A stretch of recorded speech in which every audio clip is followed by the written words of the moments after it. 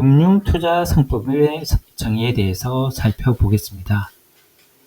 이 금융투자상품이라는 것은 이 자본시장법이 만들어지면서 이 과거의 정권거래법과 달리 이 포괄주의 규제 체계를 취하게 됩니다.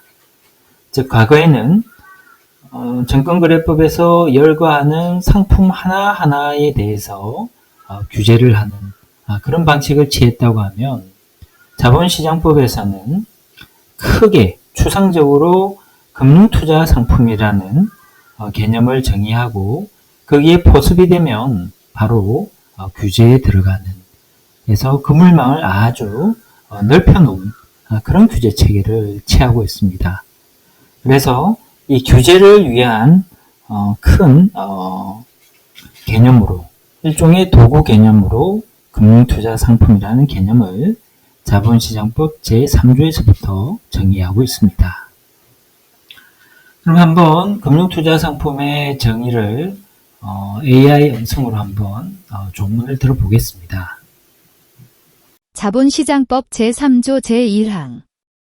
이 법에서 금융투자상품이란 이익을 얻거나 손실을 회피할 목적으로 현재 또는 장래의 특정 시점에 금전, 그 밖에 재산적 가치가 있는 것을 지급하기로 약정함으로써 취득하는 권리로서 그 권리를 취득하기 위하여 지급하였거나 지급하여야 할 금전 등의 총액이 그 권리로부터 회수하였거나 회수할 수 있는 금전 등의 총액을 초과하게 될 위험이 있는 것을 말한다. 금융투자상품이라는 것은 크게 세 가지 요소로 개념이 정의되어 있습니다. 첫째 개념이요, 목적이고요. 두 번째는 이 금융투자상품의 성격을 지칭하는 권리. 마지막으로 세 번째는 이 금융투자상품에서 이 투자라는, 이 투자가 뭘 의미하느냐라는 투자성을 정의하고 있는 것이 있습니다. 그러면 목적은 무엇이냐? 목적은 여기 나와 있는 것처럼 이익을 얻거나 손실을 회피할 목적이다. 그래서 금융투자상품의 정의를 할 때 이익의 획득, 손실의 회피는 이 금융투자상품을 거래하는 목적이다. 투자의 목적이다. 그리고 이러한 목적으로 인해서 이 사용 가치만 갖는 실물 자산을 금융투자상품 요소에서 배제할 수 있습니다. 즉 우리가 교통에 사용하기 위해서, 교통수단으로 사용하기 위해서 자동차를 사는 경우, 우리가 자동차를 사면서 어떤 이익이나 손실을 염두에 두고 하는 것보다는 그 자동차의 사용 가치, 그 내재 가치를 두고 저희가 사게 되죠. 그래서 이러한 투자 목적 조항은 일반적인 실무 자산을 금융투자상품과 구별짓는 요소가 됩니다.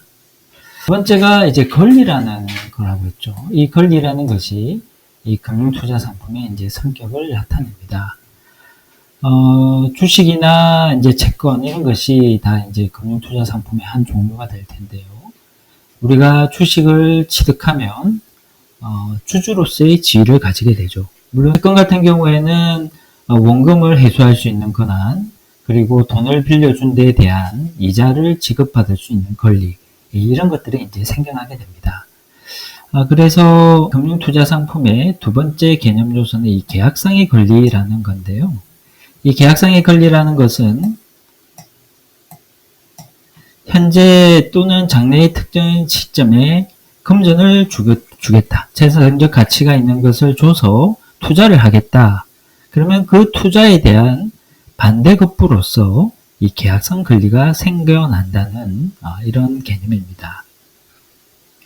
그래서 이 경우는 이제 투자성을 가진 실물자산을 금융투자상품 요소에서 배제한다.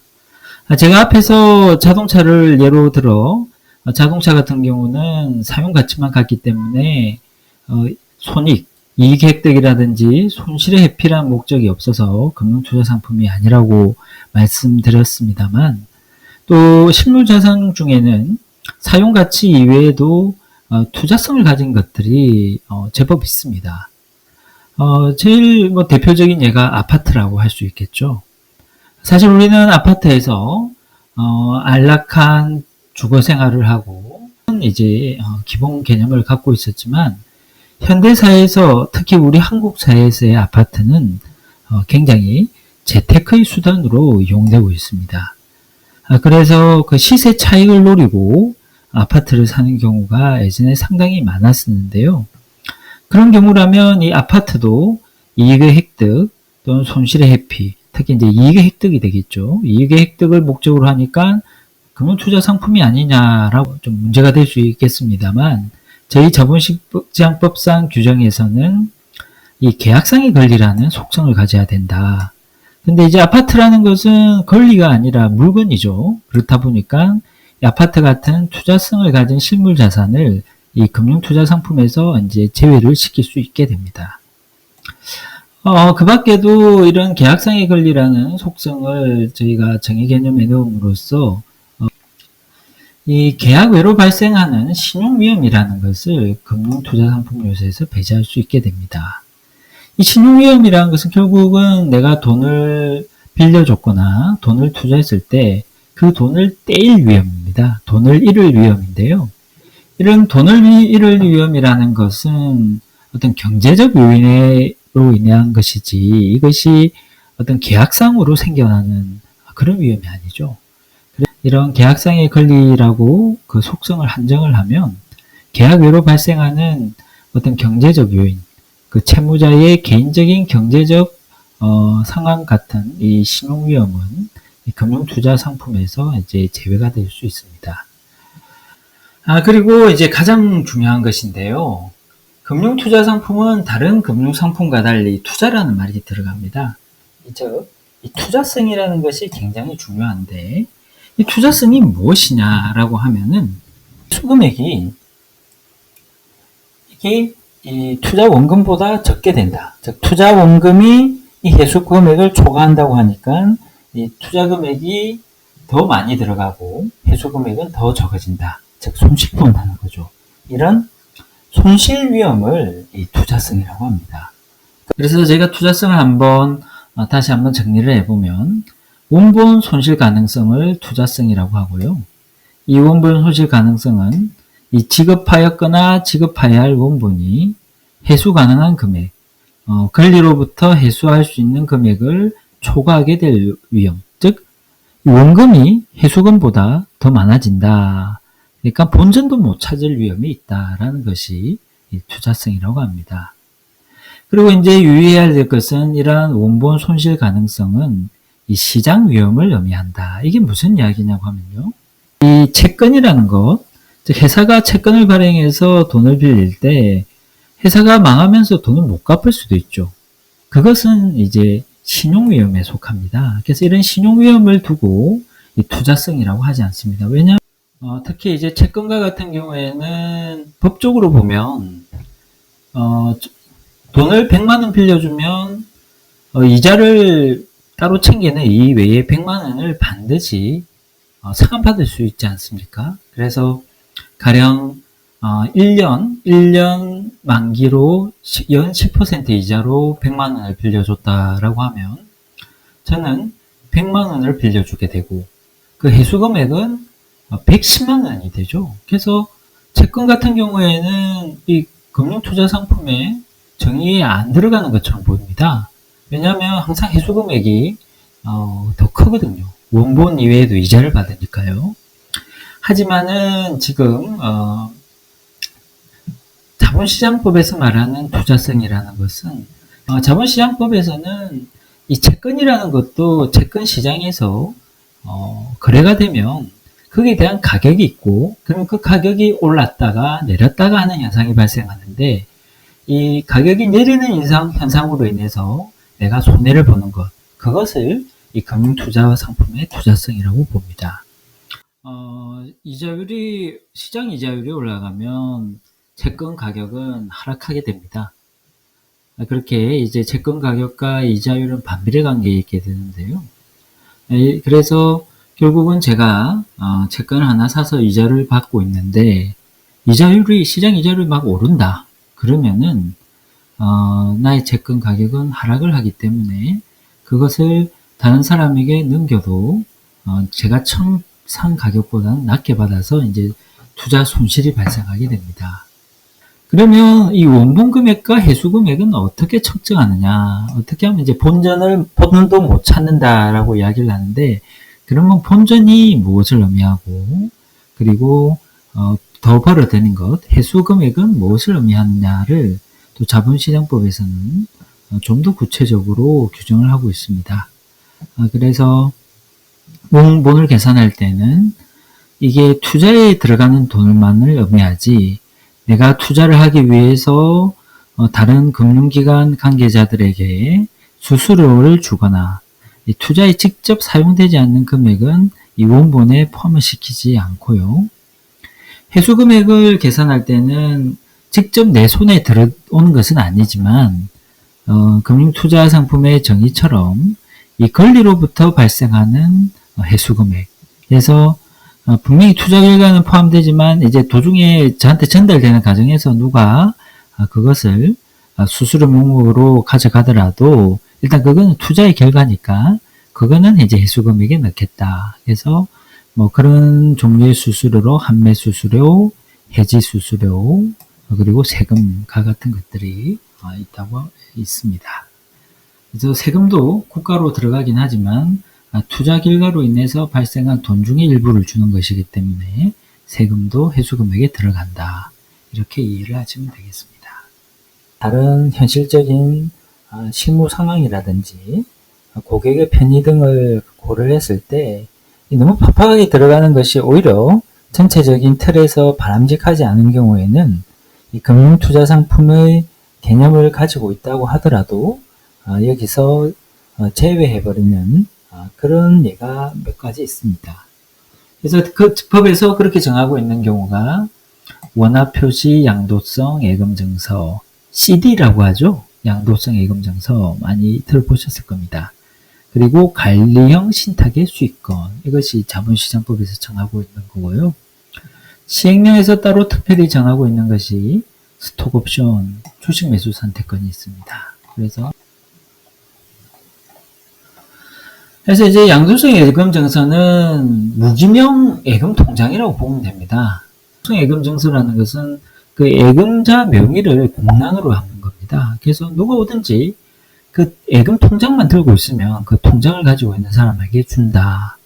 그래서 제3자에게 자유롭게 양도할 수 있는 무기명 유통식 예금 증서, 예금 통장이다라고 하죠. 그래서 양도성 예금 증서 같은 경우에는 원래는 이제 만기가 30일에서 1년 이내, 그러니까 그렇긴 하지만 통상 이제 91일물이 많이 발행이 되고, 그래서 이러한 91일물 CD 금리를 기준으로 여러 가지 은행의 이자율이 정해지기도 합니다. 그래서 기준 금리라는 것으로 많이 활용되기도 합니다. 이 최저가입 금액이 1,000만 원이라서 일반 개인보다는 이제 기업들에서 많이 쓰고 있다는 거고요. 그래서 이제 이제 금융권에서 단기 자금이 필요할 때 이런 CD를 발행해서 이제 사람들에게 팔게 되죠. 그래서 할인식으로 발행이 된다 해서 예금 통장에 예금은 1,000만 원이 들어있는 걸로 표시를 해주는데 실제로 최초 판매 시에는 이 900만 원에 팝니다.